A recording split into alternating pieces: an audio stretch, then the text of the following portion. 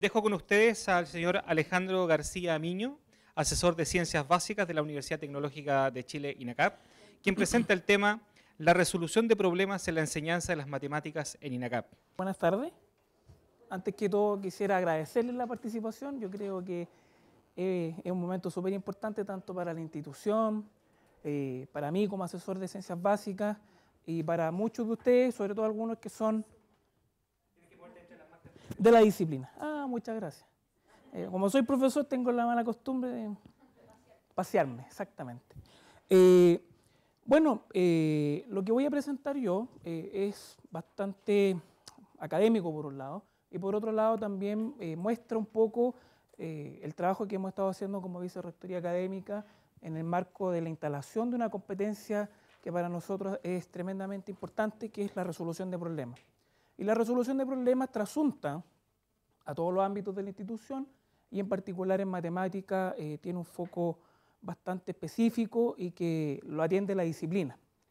Y por lo tanto lo hace bastante desafiante porque como lo atiende la disciplina hay que comprender ciertos ámbitos que son la didáctica, la matemática, la pedagogía, etc.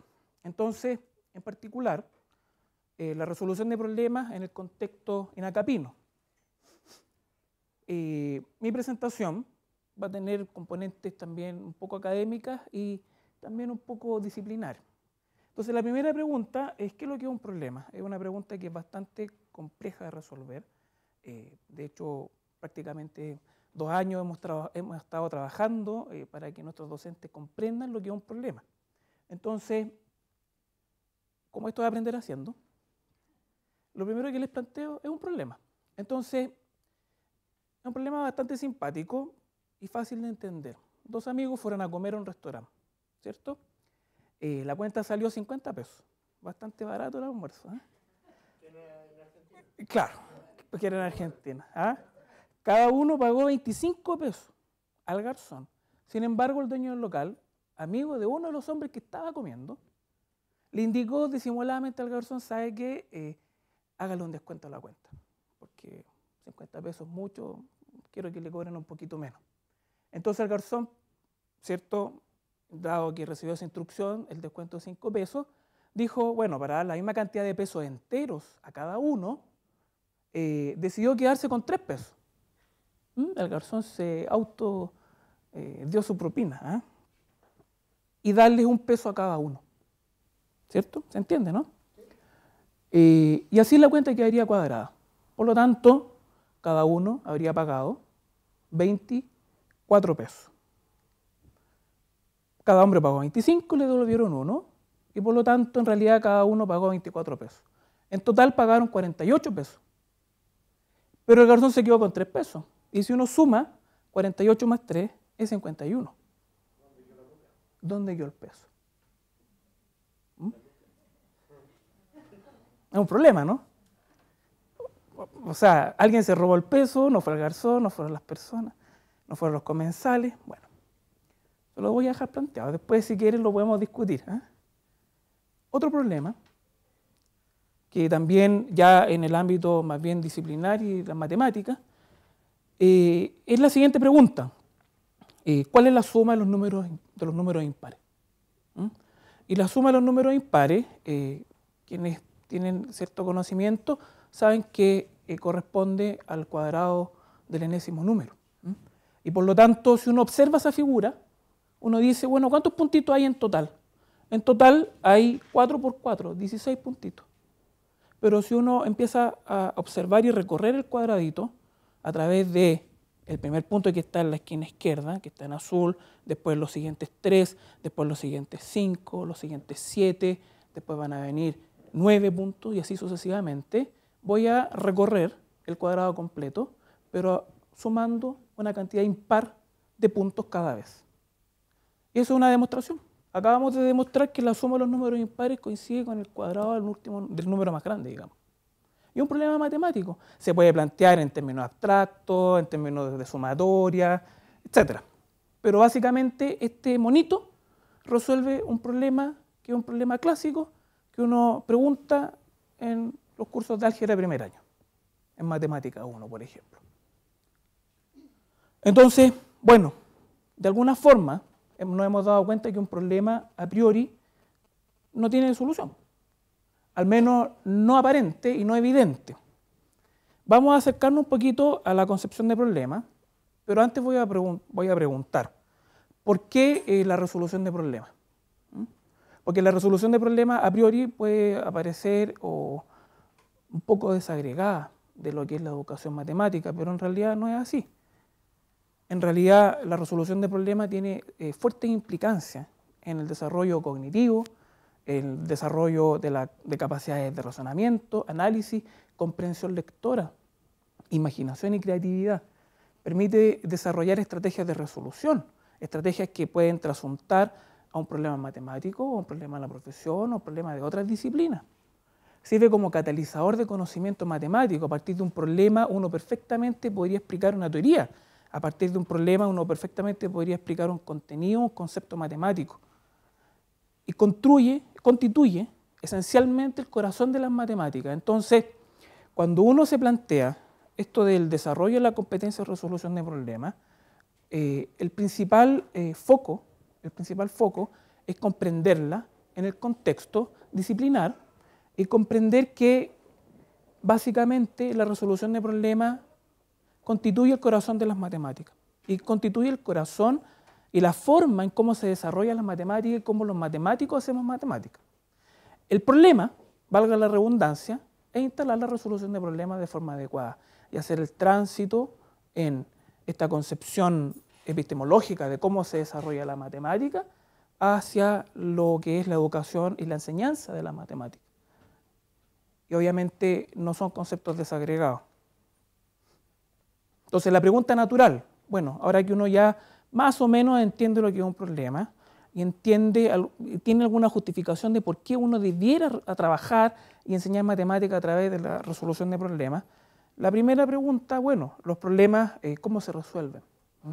Los problemas tienen alguna heurística, tienen alguna técnica, tienen alguna varita mágica que me permita resolver todos los problemas de la matemática en sí. La realidad es que hubo una primera aproximación que la hizo Polya, más o menos en el año 1945, que hasta el día de hoy se entiende un poquito mal. Hasta el día de hoy se cree que Polya establece 4 fases, 4 pasos, que son los que están ahí, básicamente comprender el problema, trazar un plan o estrategia para resolver el problema, poner en práctica el plan de resolución y comprobar los resultados. Claro, es una estrategia, es una heurística, pero esa heurística no es rígida. La matemática en sí es bastante dinámica y funciona en espiral, y por lo tanto un problema, uno no puede pensar ingenuamente que a priori voy a tener una heurística que me permita resolver un problema. Tengo que comprenderlo, por cierto, y eso puede tardar un tiempo, pero probablemente un plan no me sirva, voy a tener que revisitarlo, voy a tener que cambiar mi estrategia, voy a tener que tratar de olvidar el problema, voy a tener que eliminar ciertas concepciones preestablecidas por un montón de fenómenos culturales y educacionales, pero todo este proceso que establece Polya no es estático, ¿ya? Y es el primer escollo que hay que resolver. Cuando uno se plantea la resolución de problemas, es una cuestión bastante dinámica y no es estática. Schoenfeld posteriormente profundiza sobre la heurística y profundiza sobre el planteamiento que hizo Polya, especificando un poquito más, siendo un poco más preciso para no tener un poco ese nivel de ambigüedad o de mala comprensión. Primero establece el análisis. ¿En qué consiste el análisis? Básicamente en diagramar, examinar casos particulares, simplificar un problema. La exploración, que consiste en examinar problemas equivalentes, levemente modificados o ampliamente modificados, pero simple exploración. Comprobar la solución, verificar la solución de un problema y verificarla según algún criterio establecido. Son heurísticas generales que permiten llegar con cierto nivel de certidumbre a la solución de un problema. Pero, bueno, todo esto es teórico, ¿cierto? Y la pregunta fundamental es, ¿qué necesitamos para que se produzca la resolución de problemas? ¿Cuáles son los principales componentes? ¿Hacia dónde estamos apuntando en lo que compete la resolución de problemas. 3 eslabones fundamentales. El primer eslabón, buenos problemas. Si no tenemos buenos problemas, en rigor poco tenemos, digamos, por no decir que no tenemos nada. Estrategias, un conjunto de estrategias, una batería de estrategias, comprensión sobre estrategias para ponerlas en juego, no de una, sino que de muchas formas y a su vez de forma complementaria, ¿cierto? Y mezclándolas, etcétera. Pero las estrategias, lo que acabamos de decir, no son estáticas, ¿cierto? Entonces, tener una batería de estrategias me permite transitar en un estado de seguridad. Yo sé cómo resolver o tengo muchas estrategias en mente y por lo tanto tengo alguna probabilidad de llegar a puerto. Y lo más importante a mi juicio, profundo conocimiento matemático. Todo esto es desagregado y no sirve mucho si no hay profundo conocimiento matemático. Ahora, entendamos bien que ese profundo conocimiento matemático en el contexto en donde se enseña la disciplina o en el nivel en el cual se está enseñando la disciplina. Si estamos hablando en un contexto universitario de cuarto o quinto año, o estamos hablando en un contexto escolar, en un contexto preescolar, o incluso en la enseñanza de la disciplina misma. Entonces, este conocimiento matemático debe ser profundo. El docente o el profesor, quien está a cargo de gestionar la resolución de problemas, tiene que tener por lo menos en mente y al dedillo estos 3 elementos. Buenos problemas, una batería de estrategias y conocimiento matemático bastante razonable para el nivel que está trabajando. Entonces, la primera pregunta es: ¿qué es un buen problema matemático? ¿Sí? Porque, claro, yo les planteé 2 problemas al principio y la pregunta es, bueno, ¿y esos son buenos problemas? Es difícil cuando uno en educación, en matemática incluso, establece un juicio de valor. Buen problema es un poco molestoso esa palabra, ¿no? Pero fijando un poco idea, primero, no es una trampa ni un acertijo, ¿cierto? Puede ser o no ser contextualizado y por lo tanto el interés está en sí mismo, no está en el contexto. El contexto es circunstancial, el problema es lo fundamental. Son un desafío las cualidades deseables de un matemático, es decir, la acción de resolverlo se asemeja a la acción que realiza un matemático al resolver problemas. Los matemáticos se ganan la vida resolviendo problemas. Entonces, cuando uno enseña matemática, cuando nace esto de la resolución de problemas, el principal cuestionamiento fue, bueno, ¿qué hacen los matemáticos de distinto para trabajar esta disciplina? Y cómo, ¿cierto?, hacemos el tránsito de ese fenómeno a la educación y a la enseñanza de las matemáticas. Cuarto, son susceptibles de ser socializados. Un problema, ¿cierto?, debe ser socializable y debe ser comprensible al nivel que estemos trabajando por todos los estudiantes, obviamente, y por lo tanto es fundamental la comunicación efectiva a través del problema también. Y deben ser, a simple vista, algo abordable. No dejan sin reacción, a pesar de que obviamente hay problemas que se dejan sin reacción, pero estamos hablando en el contexto educacional, deben ser abordables. Debe haber alguna componente que permita al estudiante agarrarlo de alguna forma, establecer alguna estrategia a priori. Aunque esa sea la incorrecta, no importa, eso es tremendamente valioso. Equivocarse es tremendamente valioso, produce un aprendizaje muy profundo. Pero sí debe tener alguna componente que permita abordarlo. Entonces, bueno, ¿cuáles son las posibles estrategias? Ya tenemos alguna idea de lo que es un buen problema.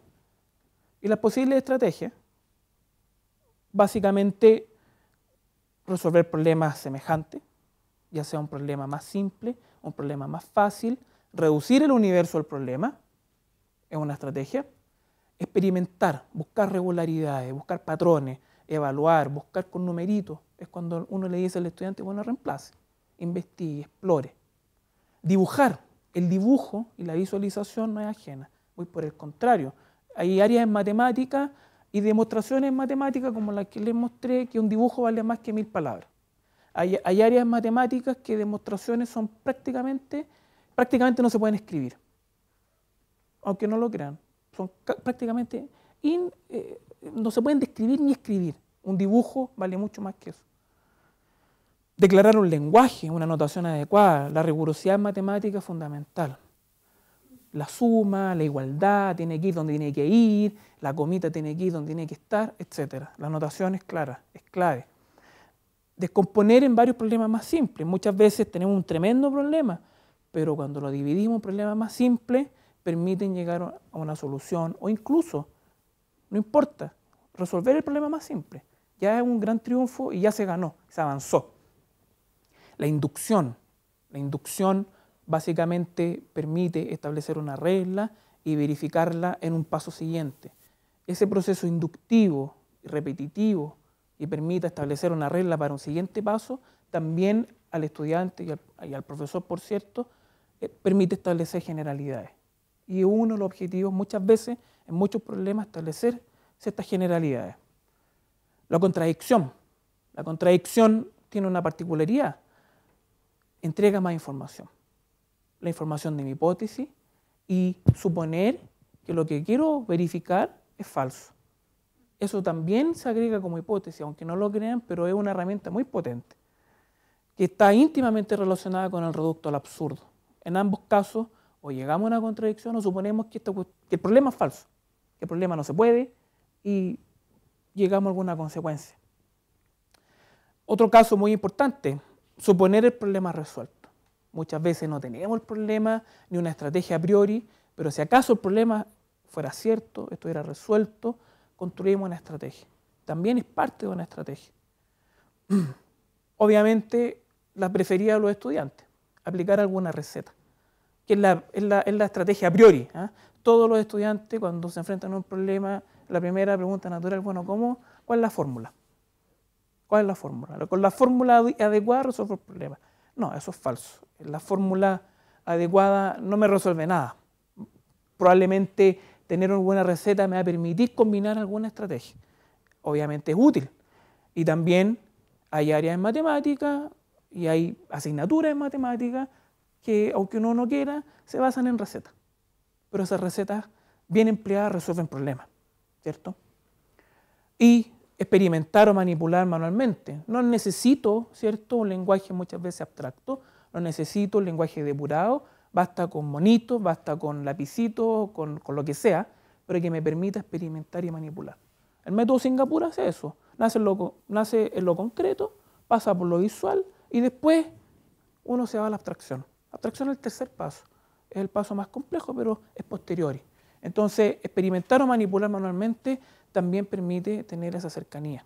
Y en general, la estrategia y la resolución de problemas en sí al alumno le permite tener confianza, seguridad, transitar en un mundo en donde si yo soy capaz de resolver el problema, si yo soy capaz de lograr una estrategia, una heurística o combinar muchas estrategias, voy a lograr un avance significativo en el aprendizaje y por lo tanto esa confianza y esa satisfacción da un paso significativo, muy significativo y muy distinto al enfoque tradicional en donde uno tiene una fórmula, tiene un algoritmo, tiene un conjunto de operaciones, ejercicios que aparentemente aparecen descontextualizados, desagregados y que versan en el contenido abstracto puro, ¿cierto? Que en ningún caso se reniega contra él, es necesario, pero no debe ser el foco. Entonces, para comprender y un poquito ejemplificar esto, yo les planteo un buen problema matemático, un gran problema matemático, pero con el objetivo de instalar una motivación. Y la motivación, ¿cierto?, es justamente que a partir de un problema uno transite de lo concreto a lo abstracto, ¿cierto?, permita establecer reglas, permita establecer estrategias y heurísticas y que, por supuesto, logren la competencia. La matemática en sí es una de las, digamos, áreas científicas reinas en la resolución de problemas y es su foco. Y por lo tanto, comprender la resolución de problemas en este contexto, desarrollarla, es tremendamente importante, ¿ya? Hoy día en la mañana lo decía el rector, de hecho. Hay una brecha en ciencias básicas y en matemáticas que aparentemente es inalcanzable, pero en realidad no lo es, ¿sí? Creo que no les mostré el problema, pero se los muestro. Solamente lo voy a decir. Dice, todo número par mayor que 2 se puede escribir como la suma de dos números primos. ¿sí? El 4 se escribe como 2 más 2, el 10 se escribe como 3 más 7, el 12 se escribe como 5 más 3. Y así uno puede jugar, 5 más 7, dije 3. ¿Sí? Y uno puede jugar el 14, el 16. Este es un gran problema. Esto es, uno podría decir que esto es un diamante. Es prácticamente uno de los problemas más maravillosos en matemáticas. Todavía nadie lo ha resuelto. Se llama la conjetura de Goldbach. ¿Sí? Muchas gracias.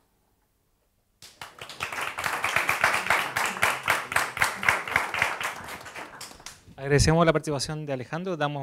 Abrimos la ronda de preguntas. Si no hay preguntas, entendieron muy bien. ¿Sí? Hay tiempo para preguntas. Sí, pueden preguntar lo que quieran. No me pueden preguntar la solución de esto. No. Claro. Bueno, antes que nada, felicitarte por la exposición. Hay una situación que yo la veo en sede, y es que pasa que matemática viene del origen griego que dice matema, que es pensamiento y abstracción. Y la verdad es que si uno va a una clase de matemática, en la clase en sí debería ser una instancia, como tú lo planteas, que yo piense, me abstraiga y resuelva problemas. Sin embargo, cuando a veces hago acompañamiento en aula, la ansiedad del profesor es, aquí hay un ejercicio, un problema, muchachos, 2 minutos, tú le cuentas los segundos y no alcanzas los 5. ¿Alguien? ¿Sí? ¿No? ¿Quién? Ah, y empieza el profesor. ¿Y por qué? Porque ese es el primer problema de los 8 que tiene que hacer en la clase. Y el alumno espera que el profesor... Correcto. Y eso es un problema didáctico importante, porque la verdad es que la ansiedad del docente se transmite. Se transmite, y muchas veces el mejor alumno o los 2 mejores alumnos llevan la clase y el resto queda atrás. ¿Cómo podríamos solucionar ese problema? Buena pregunta. No, si tengo acá. Bueno, cambiando al profesor. Colocando un profesor tartamudo. Claro. No, mira, es tremendamente difícil. En sí, un buen profesor que gestione bien la resolución de problemas es un profesor que, bueno, primero sabe hacer las pausas, obviamente, y sabe hacer preguntas. Y nunca resolver el problema. Es un axioma, básicamente, para una buena implementación de la resolución de problemas, que el profesor no resuelva el problema, per se. Y que tenga la habilidad de hacer buenas preguntas, situar bien y colocar, como dicen en la televisión, la cuña, precisa y exacta para que el estudiante dé el siguiente paso. Pero es una habilidad. De hecho, es la habilidad intrínseca de la resolución de problemas. Y para ser buen, digamos, solucionador de problemas, hay que resolver problemas. Y lamentablemente, en muchos casos, incluso el currículum que tiene instalado el resto de las universidades, no lo permite, no está así, es muy incipiente. En Chile, y quiero destacarlo fuertemente, en Chile el currículum recientemente, prácticamente los 5 o 6 años atrás, instaló la resolución de problemas en la enseñanza de las matemáticas en educación media. Estamos hablando de 5 años, no es nada. Pero, sin embargo, en INACAP, hace 3 o 4 años, está en el currículum, estamos capacitando, estamos instalando instancias pedagógicas y materiales pedagógicos que apunten a esto. Entonces, esto de la resolución de problemas, que a nivel mundial, en muchos lugares como Singapur, incluso Estados Unidos, los países orientales, está resuelto y ha tenido tremendo éxito. Acá estamos empezando, pero justamente uno de los temas es que nuestros profesores, que ya saben lo que es un problema, que eso ya, yo creo que ya superamos esa barrera, ahora tienen que aprender a diseñar problemas y a resolver problemas. Es el siguiente paso. Pero eso no se va a lograr si es que no mejoramos nuestra ruta de progreso, nuestro objetivo, que es justamente la evaluación. La evaluación marca la pauta hacia abajo y la evaluación en este momento es tradicional. Cuando superemos esa barrera vamos a poder marcar la pauta para que el profesor aprenda a diseñar problemas, resuelva problemas y sepa cómo gestionarlo. Porque eso es lo que falta. pero es un proceso lento. ¿Cómo ves tú la educación online en términos de matemáticas asociada a la tecnología? En términos de hacer todo el problema, gestionar problemas y dar soluciones. ¿Cómo lo ves tú? ¿Lo ves como una ventaja? ¿Lo ves como una oportunidad? ¿O un cambio? Sí, tiene varias aristas. O sea, yo creo que no puede estar desagregada la educación presencial. Hay estudiantes que lo necesitan y lo requieren. Sin embargo, la educación online presenta una ventaja.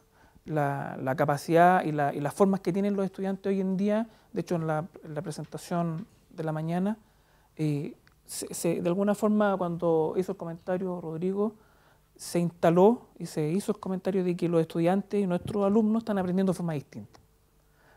Son absolutamente visuales, están con la maquinita todo el día, nosotros ya incluso estamos con la maquinita todo el día, entonces eso ya llegó y se instaló. No podemos ponernos las viseras y eso no va a cambiar. Entonces lo que hay que hacer justamente es hacer la evolución en esta brecha digital, porque justamente lo que hacemos en el aula todavía no se traduce en la educación online. ¿Eso no te da la oportunidad de cambiar el sistema de aprendizaje? Que hay muchas razones de dar la respuesta automática. Claro que sí. Y en un sistema online es muy propicio, muy pertinente y se puede hacer. Pero todavía no llegamos a ese punto. Pero vamos para allá. Hola, yo tengo una consulta. Sí. Felicitarte por la exposición. Bueno, sin duda que matemática es uno de los ramos más tediosos para los alumnos, sobre todo los de primer año. Y gracias a este ramo hay mucha deserción. Correcto. ¿Sí?